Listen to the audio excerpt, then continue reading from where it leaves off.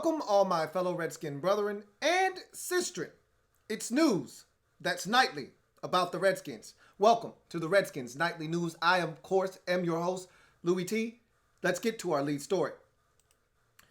Let's put a lid on the AD inactive situation and move forward. Put a lid on the Eagles' Week 1 loss as well, because we got to move on. It's Dallas week, okay? As much as that loss sucked and was disappointing after having the lead that we did and the situation with AD being inactive unfolding the way that did, we do have to move on. So I want to give you my overall feelings on this situation. And because of the injury to Geis, AD is going to be active on Sunday versus the Cowboys.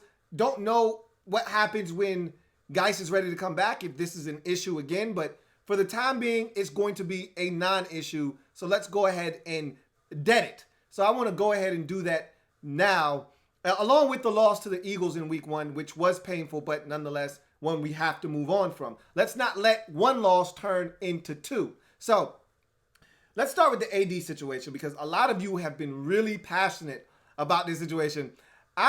This is my feelings on the situation, and I'll start with Jay Gruden. First and foremost, I never wanted Jay Gruden back this year. And Jay's my guy, and you know how I feel about Jay. But I've already said my piece on Jay. I wanted Jay and Bruce gone this offseason. That didn't happen, and I knew we were going to have to ride with Jay again. And I really like Jay, and I've already expressed that to you guys numerous times. But Jay can be very petty, much like Bruce and some of the other guys in the organization. Jay can be very petty when he wants to be. And I think this is a prime example of Jay putting his foot down and really being petty about a situation that he didn't get his way on. And he was voicing his displeasure, I think, by doing some of the things and saying some of the things that he has said over the last 72 to 48 hours. So let me talk to you about what I mean by Jay being petty. Jay wanted Samaje Perine on this roster. I truly believe this to be a fact. Now, I know a lot of you don't believe the junkies, and yes, they've had some erroneous reports at times, but not everyone is going to be 100% on their stories that they break. I think that they get good information, and I think the story about Jay wanting to cut Adrian Peterson prior to the regular season with that 53-man roster cut down, I believe that to be true. I think Jay would have much rather kept Samaje over Adrian Peterson. And I think that, you heard Jay speak out about Samaje and how he was going to be successful in Cincinnati and how he's going to be a really good back in this league. And we haven't seen it. All right. Now there's a report out that Jay is in love with Geis and that everyone else, they like Geis, but they don't love him the way that Jay does. And Jay isn't the biggest fan of Adrian Peterson like the rest of the staff is. There's a report out there that the staff believes, all right, that Adrian Peterson is the best back on this football team, not Darius Geis. Jay believes it in the opposite direction, that Geis is in fact the best back on this roster, not Adrian Peterson. And so there's a little bit of a power struggle there. Well, Jay's the head coach, so what he says goes. And so I think Jay was already frustrated about the Samaje Perine situation because he would have much rather kept Samaje. Instead, Adrian Peterson remained on the roster. So his way of getting back and pretty much giving a middle finger to the organization and the rest of the coaching staff that thought that Adrian Peterson not only should be here but should start. He said, you know what? Not only is Adrian Peterson not going to start, he's not even going to be active. So I think Jay was being a little petty, but I've said this all along. I believe Jay did this, yes, out of spite on one hand, but on the other hand, he did it out of necessity. Because of all of the injuries, because of having to release Robert Davis, because of having to bring up Tanner Vallejo, and having to do all of these things to try to put this team in a position to be able to cover punts, we didn't have enough guys. Wendell Smallwood played 19 special team snaps. That's pretty much 100% of the special team snaps. There were 21 in the game. He played 19 of them. So what I'm essentially telling you is that they actually needed that spot for a guy that could play special teams. And Adrian Peterson nor Chris Thompson was going to be that guy. Darius Geis wasn't going to be that guy. So you had to cut bait somewhere. So I think he elected to go with Adrian Peterson. I personally would have liked to have seen them do it somewhere else. I don't know where, and I said this yesterday. I don't know where they would have done it. And I'm pretty sure they exhausted all options available, but there wasn't anywhere else to cut bait. But I would have liked to have seen them do it somewhere else. Not at the expense of AD, but at the end of the day, they did what they felt like they needed to do. Jay did what he felt like he needed to do, but you heard Jay after the game. If we're going to run it in I formation 55 times, then yeah, we'll have both of them active. So that's Jay also being petty yet again, okay? Telling you how he feels about the situation, that if he has his way, Adrian Peterson will be inactive. Darius Geis, if healthy, would be active, and we would move forward that way. So it's a situation that it shouldn't have gotten to the point where it's gotten. Jay was being petty as hell. And honestly speaking, Adrian Peterson is the best back we have. I like Geis. I want to see Geis, but guess what? I want the guy in that I know is capable of taking a 2-yard run, turning it into a 7-yard run, the 5-yard run and turning it into a 50-yard run, and the 2-yard loss into a 4-yard gain. I want that guy. I don't know if Darius Geis is that guy. I know Adrian Peterson is that guy because I saw it last year behind a stinking ass offensive line that was in flux. I saw him rush for 1,000 yards behind trash last year. All right. I saw him make guys miss out of necessity behind the line of scrimmage. I saw him BYOB, be his own blocker last year because he had to. So I know this guy is capable. So would I prefer to see Darius Geis in there? Yeah, but not at the expense of seeing AD out there because I know what this guy is capable of. Well, we don't have to worry about that because Geis is down with an injury. We'll talk about that a little bit later on in the show. And so AD is going to be active in week 2 versus the Dallas Cowboys. And that's probably the best thing for this football team where we are right now. So at the end of the day, I think Jay was being petty as hell because I think there was a way that they could have, and I don't know what it is, but I think there was a way they could have figured this shit out where AD could have been active. All right. He didn't have to be inactive. You're not telling me nothing. There's a way. I don't know what it was. Okay. Don't ask me. I don't know. But there's a way that he could have been active in this game. And I think they could have figured it out. And I don't think they put enough effort into figuring out how they could make this thing work to make him active on game day. They went in a different direction. To me, it's a dead issue. I don't know if the outcome of the game would have been changed had he been active or not. I just know this. He's the best running back we have on the football team. All right. We'd like it to be Darius Geis, but at this very moment, it's not Darius Geis. It's Adrian Peterson, and that's that. As far as the Eagle loss is concerned, I had a chance to go back and watch one final time.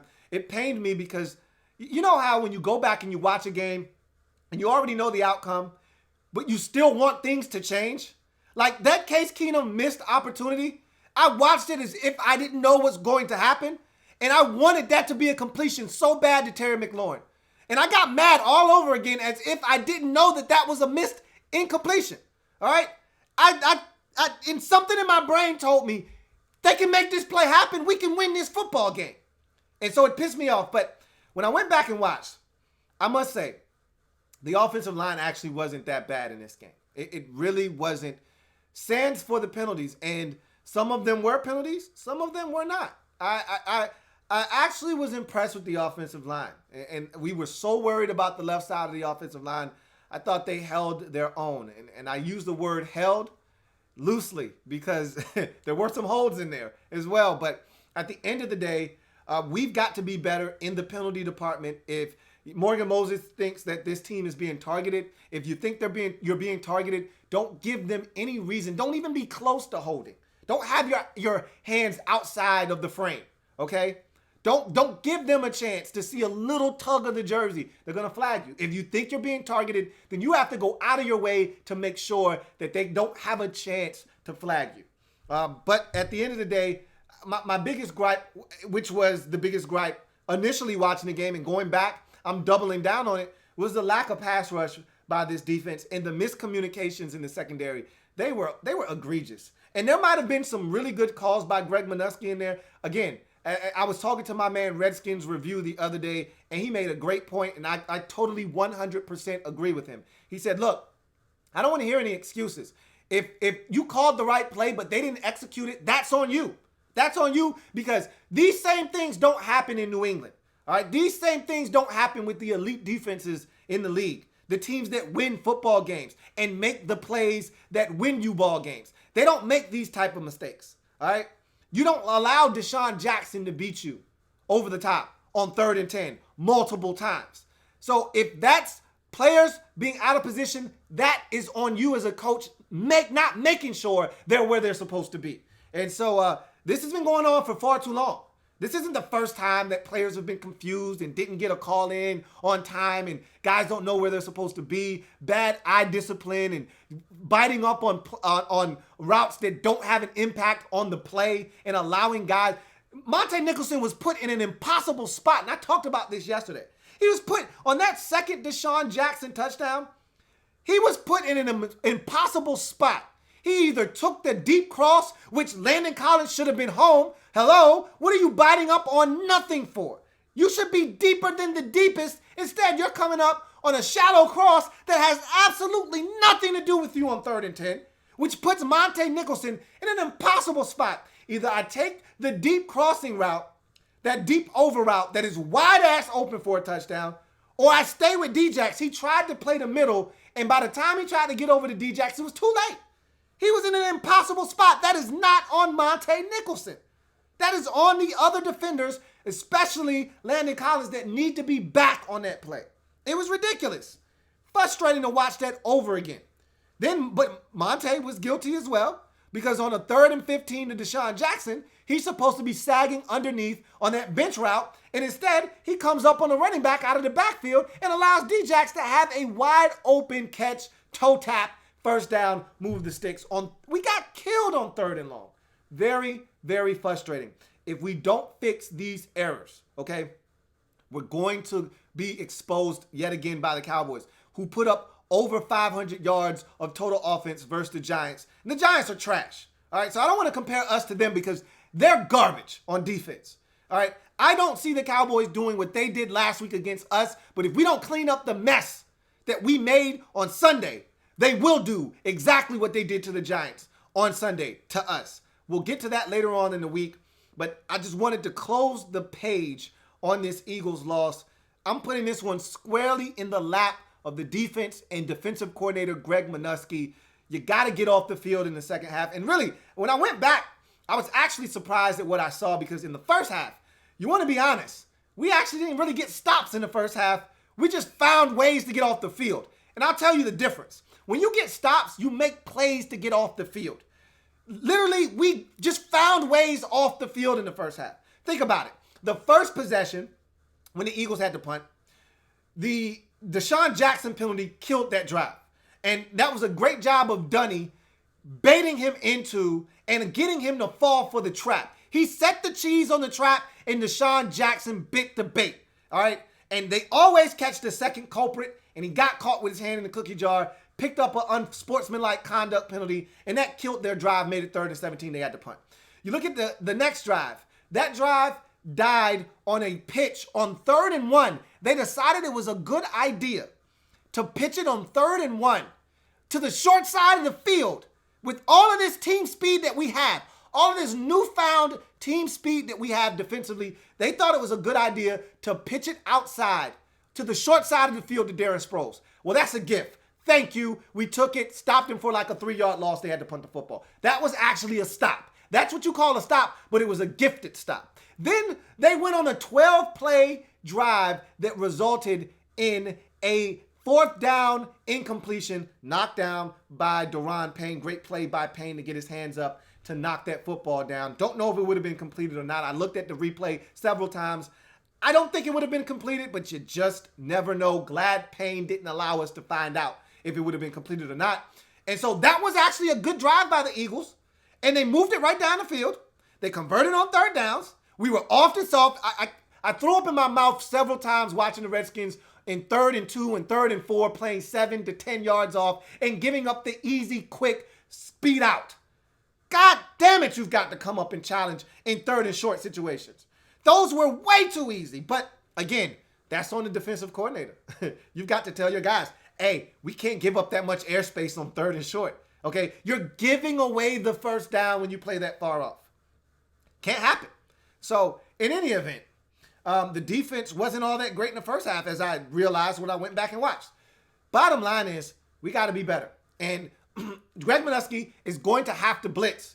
If that means guys get beat one-on-one, so be it. I'd much rather get beat blitzing a quarterback and trying to make something happen than dropping 8 and rushing 3 and still giving up a damn 51-yard touchdown. Where the hell do you do that at? You rush 3, drop 8, and it's still one-on-one coverage with Deshaun Jackson.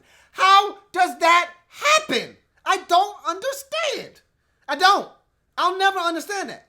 So instead of dropping 8 and rushing 3 or dropping 7 and rushing 4, how about you bring 6 and play with 5 guys in the secondary? That's a novel concept, all right?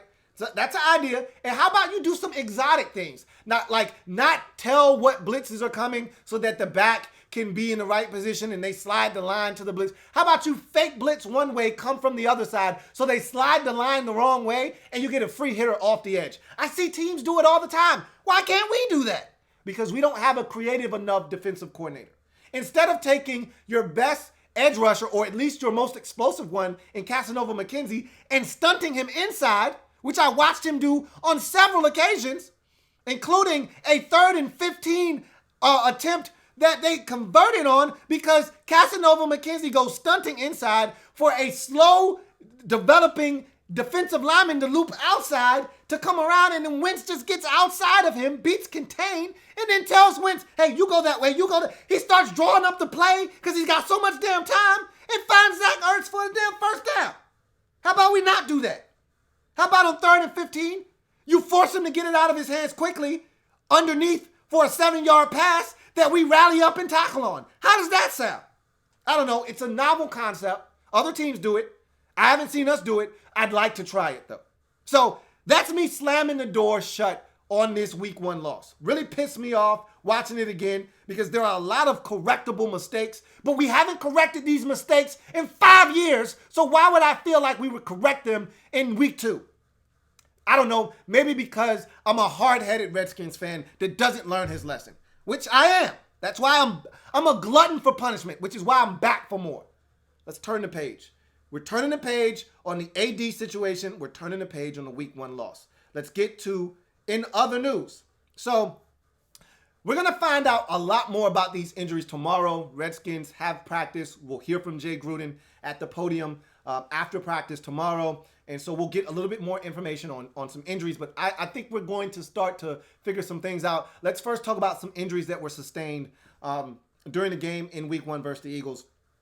Caleb Brantley suffered a foot injury. He's going to be out for a little while, which is why the Redskins made the move to sign T.Y. McGill. We'll talk about that here in a second. But that injury has prompted them to then bring him onto the roster. They had to make a couple of roster moves to bring him and another player onto the roster. We'll talk about him as well, and Simeon Thomas, cornerback. And so we'll get to those in a second. But he's not going to be back for a little while. And so I think that's what prompted the Redskins to make the move to bring T.Y. McGill onto the roster. Don't think he's going to be active on game day. They're going to bring up Trayvon that we signed at the end of Trayvon Hester that we signed at the end of the preseason when we completed the 53-man roster. They're going to bring him up, and we're going to have this rotation of these guys coming in and out, and hopefully we'll get Jonathan Allen back soon. Speaking of which, Jonathan Allen has a sprained MCL. Now, the prognosis here, we don't really know what the MRI results revealed in terms of any structural damage. We just know he sprained his MCL. What grade of a sprain is it? We don't know. Maybe we'll find those things out tomorrow from Jay. What we do know is they're treating this as a week-to-week injury. I think we won't see Jonathan Allen in week 2 versus the Cowboys. That's just my initial gut feeling. But I could be wrong. I hope I'm wrong. But again, I don't want to compromise him for future games by bringing him back too soon. If this is an injury that needs a week or 2 to heal, allow Jonathan Allen to heal because he's too important, as we saw in the game on Sunday, too important of a piece to this defense to have him out for an extended period of time because you rushed him back. We've rushed players back in the past. How'd that work out for us? I'd like them to take it easy with Jonathan Allen, make sure he's right before he's back on the football field looking to help this team win ball games. And also, Darius Geis update with the injury. He's got a meniscus injury. Again, we're waiting on the exact results of the MRI and what they showed, but we know it's a meniscus injury, probably going to be out 2 to 4 weeks from what I'm hearing. But again, we're going to hear from Jay. We're going to get probably more clarification on all of these injuries and what the timetable will be for these players moving forward. But don't expect Darius Geis in week 2, and that's why I'm putting this AD thing to bed, because he's going to be active in week 2 versus the Cowboys, and it's probably for the best of all parties involved, including Jay Gruden, who wanted Geis to be the bell cow. And then Jordan Reed and his concussion. I'm looking forward to seeing this guy on the field, because just think about this offense adding a guy like Jordan Reed into the mix. If we feel this good about Terry McLaurin, Scary Terry, and Trey Quinn, TQ, and you look at some of the other guys, Harmon, who was out there making plays, and Paul Richardson, who I still think is going to be a bigger factor on this team when it's all said and done. If you look at all the weaponry that we feel like we have after seeing how good they played in week 1, and you add a guy like Jordan Reed to the mix, you still got Chris Thompson. I think this could be a very explosive offense, adding a guy like Jordan Reed. The concussion symptoms seem to be starting to subside a bit. Jay Gruden is very hopeful. And the move that they made, releasing J.P. Holtz, makes me believe, all right, and all I'm doing is reading tea leaves, connecting dots that maybe I shouldn't be connecting, but I'm doing it anyway, because this is what I do. I'm assuming that Jordan Reed is getting to a point where they feel like he's going to be able to play in week 2 versus the Dallas Cowboys. Once again, as I mentioned before, we'll find out more Wednesday. We'll find out where he is in terms of practicing, and we'll find out where he is from a symptom standpoint and how close he is to actually getting back on the practice field, and then potentially getting back on the game field with the Redskins, hopefully week 2 versus the Dallas Cowboys. Let's take a closer look at what the Redskins did from a transaction standpoint with the roster. So the Redskins released 2 players to make space for 2 players that they felt like they needed to sign. One being the first cornerback, Greg Stroman, was released. As you can see there, him getting beat versus the Cowboys last year. We didn't want a repeat of that, so he's gone. Nah, seriously. He injured himself in the game in week 1 versus the Eagles. They released him with an injured designation tag, so he's now gone off the roster. They replaced him with Simeon Thomas, and this is a guy that is very intriguing, as you see there from the Seattle Seahawks. This is a guy that was drafted in the 6th round by the Cleveland Browns, and I remember very vividly watching tape on him in the 2018 draft when he was drafted out of, I believe it was Louisiana Lafayette, if I'm not mistaken.